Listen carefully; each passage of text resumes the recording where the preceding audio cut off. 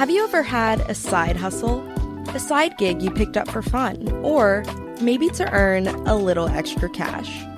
Maybe you had a lemonade stand as a kid, or like me, were fully immersed in the world of theater and dance, where each experience ignited my passion for the spotlight. As we transition from those early experiences into the professional world, some side gigs evolve into real passions, and sometimes even lasting careers. I've always been so curious about these stories, especially the less conventional journeys that redefine what a career can look like. They remind us that success isn't always a straight path, and that the heart behind our hustle can lead us to unexpected and fulfilling destinations. I genuinely love exploring how other people's passions have shaped their careers. If you're into that too, join me, Layla Palmer, as I chat with a captivating lineup of guests from various industries to uncover how they went from heart to hustle. Some books teach you something new. Others change the way you see the world. That's what happened this past fall semester in my senior residency class, where I read Marcus Collins' For the Culture, the power behind what we buy, what we do, and who we want to be. Marcus doesn't just study culture, he lives and breathes it. As a marketing expert and professor at the University of Michigan, he's made it his mission to help students understand people at their core. His philosophy? Business isn't just about selling products. It's about connecting through the soul. He teaches how to define culture, how to leverage its power, and how to do it all with purpose. By the time I finished his book, I knew I had to talk to him, and now, here we are.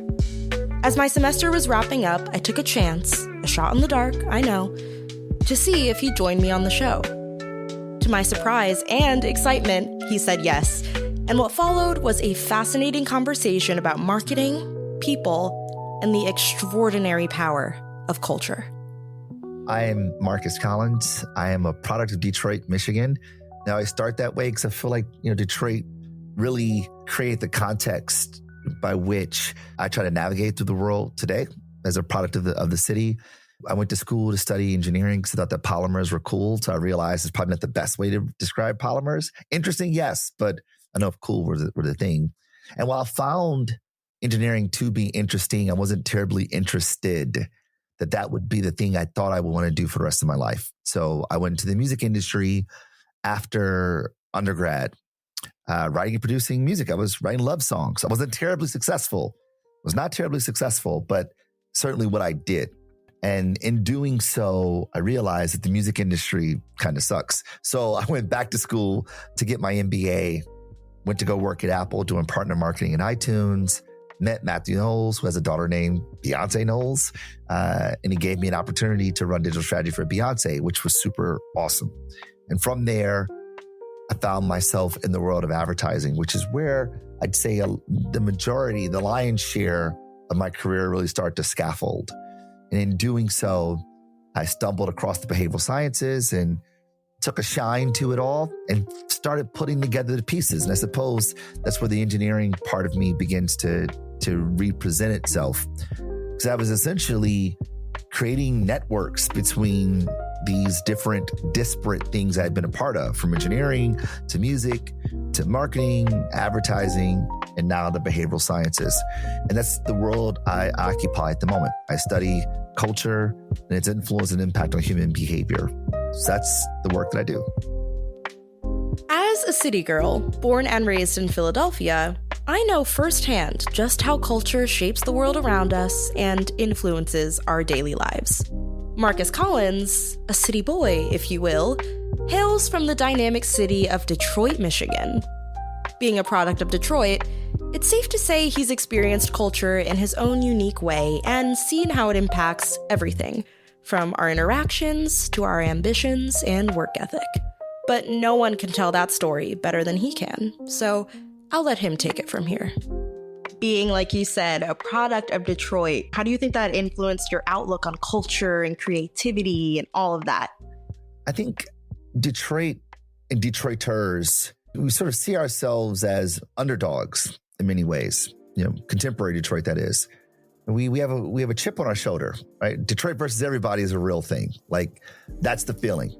It's like people know us, but they don't give you the props you deserve. They don't give you the flowers you deserve, despite how impactful your work might be and what you create and produce might be on an industry, on society, and the world writ large. I think that some of that followed me along coming out of Detroit and going into school and doing all the things I do. And it felt like, I always had to work for mine. Like, it wasn't just, nothing was given to me, nothing. Like, there were no elevators in my career. Like, everything were stairs. You take the stairs. And that's like very Detroit. Like, we talk about grit and resilience and this idea of sort of coming from behind to take the gold. I think that's just the disposition that I have, that I always know that whatever I'm going to do, it's never going to be an easy road. Probably going to be underestimated. Probably won't be seen, probably won't get the props that you deserve in the upfront. And that just becomes a battery you put in your back to go. And I would arguably say that most Detroiters, people who identify as Detroiters, we kind of hold that disposition about ourselves. Speaking of Detroiters, what are some Detroiters, whether those are your family members or other people in the industry that came out of Detroit, who are those people that kind of inspired that hustle in you to like do what you got to do and get the work done and to find that love for working? If I were to identify like the quintessential exemplar of the Detroit spirit, it's got to be Isaiah Thomas from the Detroit Pistons. Like Zeke. This guy is like 5'11", short for an NBA player, point guard. He's actually from Chicago. He comes to Detroit, to the Pistons, and like the team isn't great. And Zeke is out here trying to make things happen. People aren't checking for the Detroit Pistons, not by any stretch. And he assembles around him a group of folks that weren't superstars in their own right, but they all brought something to the table that collectively created a cacophony that became the Bad Boys. In those days, everyone played tough and physical. Everyone, like the entire league was just like that. But when the Pistons did it, it was like, oh, they thugs. Oh, these guys are hoodlums. It's like, wait a minute, that's how everybody play. Why are we getting the bad rap? They're calling you thugs. They're calling you like hoodlums. They say you play dirty. Embrace it. Be that. Be the Bad Boys. And that's how the Pistons got that moniker of the Bad Boys in the Bad Boys era. And Isaiah is just a representation of that. Smaller than everybody else, but do not play games with this guy. He's a monster on the court and he throw hands. Like that's the D. Like tons of talent. But like if you want to go low, we could take it to the flow. In any of my career paths, I didn't have the hookup. My family weren't in the music business. My family was not in advertising and marketing. My family wasn't in the behavioral sciences. These are all worlds that I had to excavate for myself. Thankfully, people took a shine to me, took a liking to me, and gave me opportunities, but I didn't have it in the bag. This wasn't like, let me call dad and dad would call one of his friends from Harvard to blah, blah, blah. Nah, it wasn't that at all. We had to get in there and sort of fight for it.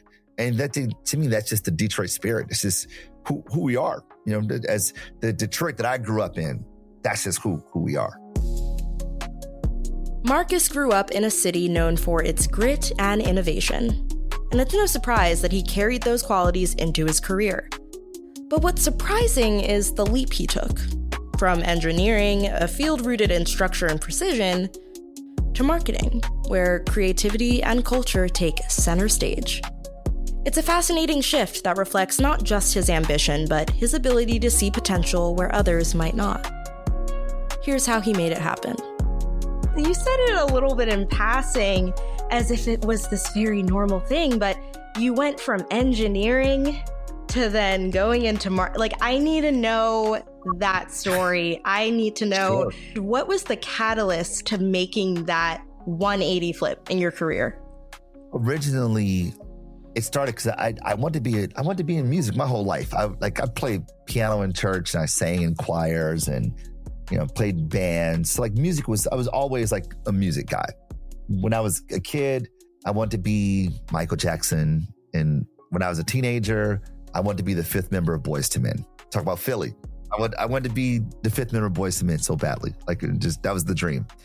But when I went to school for undergrad, you put away those childish things and you focus on now you're going to be an adult. Like you do things that are practical.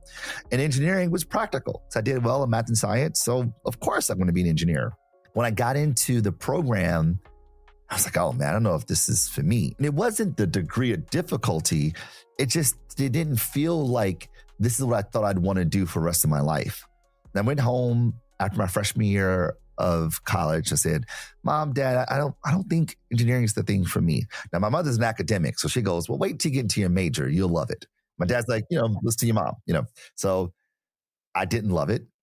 And I decided to start taking some music theory courses to offset what was a terrible GPA. Like I barely graduated, skin of my teeth, like just terrible GPA because I didn't want to do engineering. So I started taking music theory courses and I fell in love with major sevenths. I was like, oh man, it felt so, it felt so familiar and new at the same time. It felt like Stevie. It felt like Michael. It felt like Babyface. It felt like all the things. But I didn't have the language to describe it because my theory wasn't very strong. So I went home the summer after my sophomore year and said, Mom and Dad, I think I want to be a songwriter. It was like, please, that is not going to happen, fam. No. Yeah. So I decided to finish my engineering degree, but spend all my time in the music studio. So by the time I graduated, I literally gave my parents my degree. I didn't get my undergraduate degree. Like I didn't own it until like literally 4 years ago. But I was like, this is y'all. Take it. This is for you. And I went after music. And it was really that sort of defiance. And one would arguably say some delusion that thought these things were possible. Call it naivete, call it, just being unaware. I just had like a sense of delusion that these things were possible. And it's like, I think it's possible. Like if these guys can do it, why can't I do it? So I pursued it with that level of zeal, that level of confidence. And it didn't pan out nowhere close to what I wanted to be. Still didn't join Boyz II Men. And I didn't become Babyface, which I would have loved to have been, but none of those things happened for me. But they certainly created a frame by which I saw the world and stoked this affinity to put things in the world. Literally, you fast forward 20 years later, I try to be really prolific. I try to create a lot of content. I try to write a lot. I do these things. And while I'm not writing in 4/4 and not making music, I think of myself as creating cultural production nonetheless. I'm impressed by the fact that you didn't change your major. Like, was that just not an option? Like, you can't go home to mom and dad and say, 1000% was not an option. Yeah. Like, my mom would send me letters, send me cards. it was like the most it was the most manipulative move my mother would make. She'd be like, your grandfather's living just to see you graduate. Don't let him down. Like, it's like, are you kidding me right now? Yeah. Are you kidding me? It's like, it would just break our hearts if you left engineering. It would just break our hearts. It was so manipulative. But, it worked. Career pivots are rarely straightforward, and breaking into a new industry without the right credentials can seem like an impossible feat. But Marcus didn't just pivot in his career, he transformed. In this next segment, he reveals how earning his MBA not only gave him the edge to thrive in the fast-moving world of marketing, but also planted the seeds for what would eventually become his groundbreaking book, For the Culture. What was your experience trying to build your way up the ranks when you didn't have that degree, basically? Because, it can make it more challenging. Indeed. On the music side, no one cares about your degrees. It's about what you can create. So while I didn't get my degree in music, I spent so much time in the recording studio creating things. I had a pretty decent discography. Not that was published, but that was mine. I was writing a lot and I was producing a lot, recording a lot. So I was very prolific. And I think it's the time that I invested in getting better helped me get good. And on the marketing side, I think I had like a gut for creativity. I had been a songwriter, but I didn't understand the theory of business and marketing. So I went and got an MBA, right? I got my MBA to have the educational, the scholarly underpinnings to understand business. And when I got into the behavioral sciences, like that was self-directed. And I would argue that most of my learning happened when it was self-directed. When I was reading books, reading articles, reading scholarly work to understand the underlying physics of human behavior. And when I said, I really want to do this and get good at this, I went and got a doctorate, So education had always been undergirding my decisions, call it pivots. It's always been built on some scholarly foundation. Well, speaking of scholarly foundation, you wrote a book yourself, which I read this past semester. Shout out to Dr. J for suggesting this book. It's amazing. For the Culture, the power behind what we buy, what we do, and who we want to be. So tell us about For the Culture and tell us about the importance of understanding culture and how people move and how people behave, because it's very, very important to understand that. And as you as you delve into in this book, it can be either to the detriment of a campaign or it can be the deciding factor in the success. So talk about that. Amen. So first of all, thank you. And shout out to Dr. J. Appreciate you, Doc. The book attempts to make one argument, and it's this.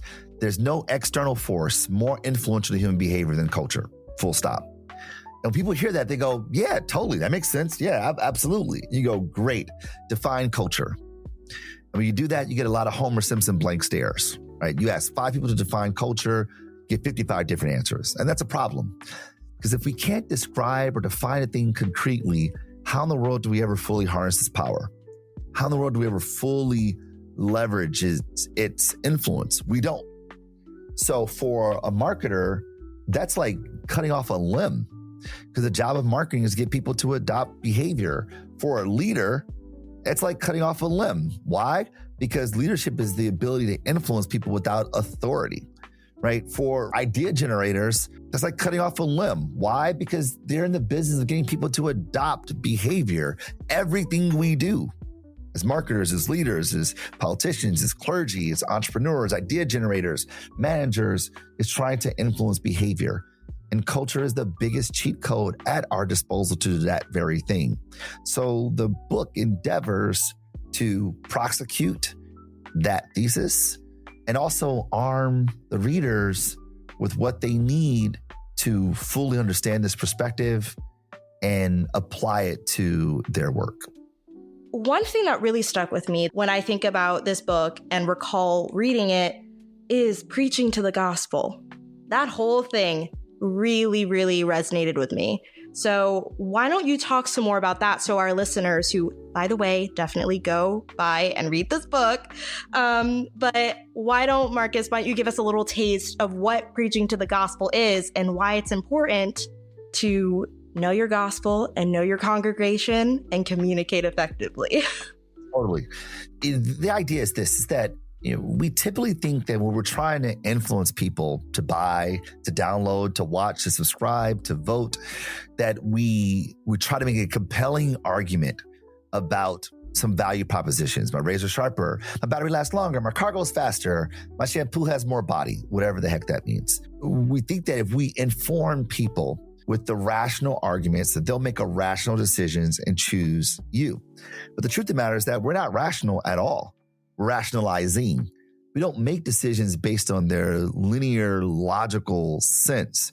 We make decisions based on how it makes us feel. So the idea then is that when marketers, leaders, entrepreneurs, creators are speaking to the world, instead of trying to appeal to the rational, we should try to catalyze the emotional.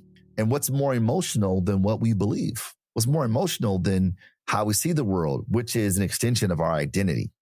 So the notion there, the idea there is for leaders to, instead of starting with the sale of the value propositions, start with the soul. Start with the soul, then end with the sale. And we do that by preaching the gospel. What do you believe? How do you see the world? For a brand like Nike, Nike believes that every human body is an athlete. Big, small, short, tall, we're all athletes. So what does Nike tell us? The only thing keeping us from realizing our best athletic self is us. So just do it, right? It's language, it's gospel, it's communicating the words, just do it. And people who see the world similarly go, yes, Nike, absolutely. A brand like REI believes that life outdoors is a life well lived. This will happen to sell outdoors equipment like, camping and canoeing and kayaking and hiking, all things that I will never do. They don't talk about the sale. They talk about the soul. They appeal to the soul with their gospel.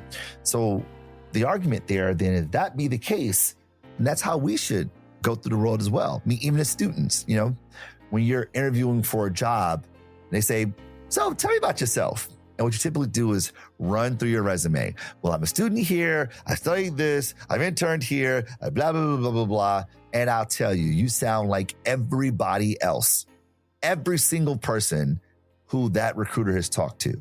But when you start with a point of view about the world, the recruiter goes, oh, wait a minute. Not only do they see a more illuminated version of you, but they actually can see themselves inside of you. They see themselves in your story. They see themselves in your point of view. So if I'm a marketing student, I'm interviewing, someone goes, so Marcus, tell me about yourself. And I go, well, I believe the core function of marketing is to influence behavior. Don't do this, do that. Don't buy this, buy that. Don't go here, go there. Don't vote for him, vote for her. Everything we do is all about getting people to move.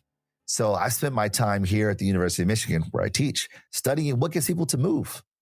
And I create things and put them in the world to help me sort of leverage that scholarly insight into application, so that when I graduate from here, I can work at a company that understands this too. And together we can combine forces to get people to move more predictably.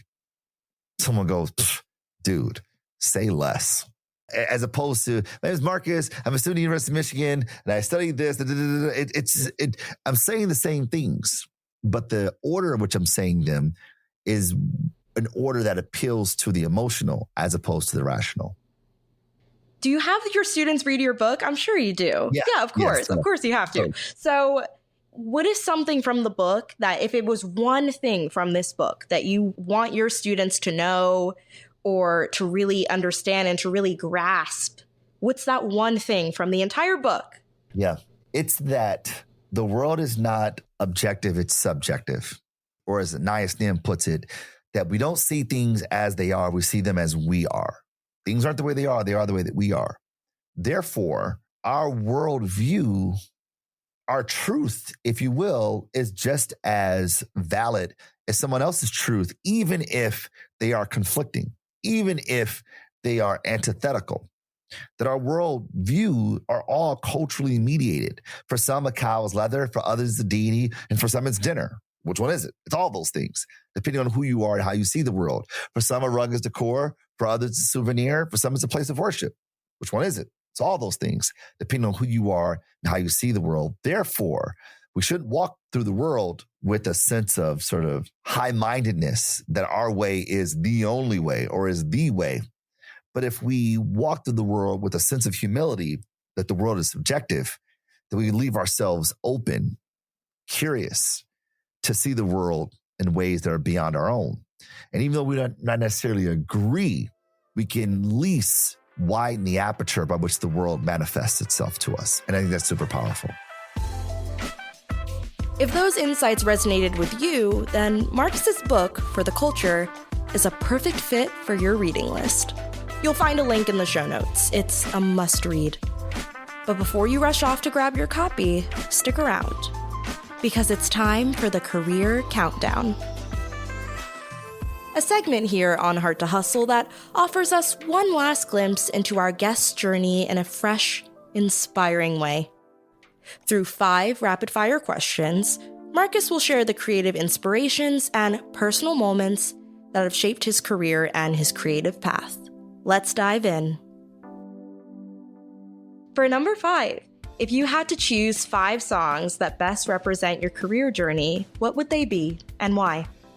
I think the first would probably be Wonder by Kanye West. The old Kanye, not the new Kanye. Don't judge me. Particularly because, it's the first line. I've dreamed for this my whole life. These dreams be keeping me up at night.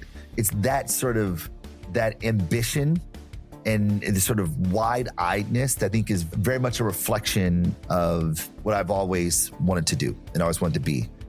The second probably be Eric Clapton, If I Could Change the World. Because I think that much like the earlier record, that's sort of what I'm trying to do, in my own little way. There's a great quote that I love from Steve Jobs that said, paraphrasing it, that if you look at everything around you, it was made by someone no more talented, no more smarter than you. It's what's keeping you from making a dent in the world, right? So the idea there is like, if I could change the world.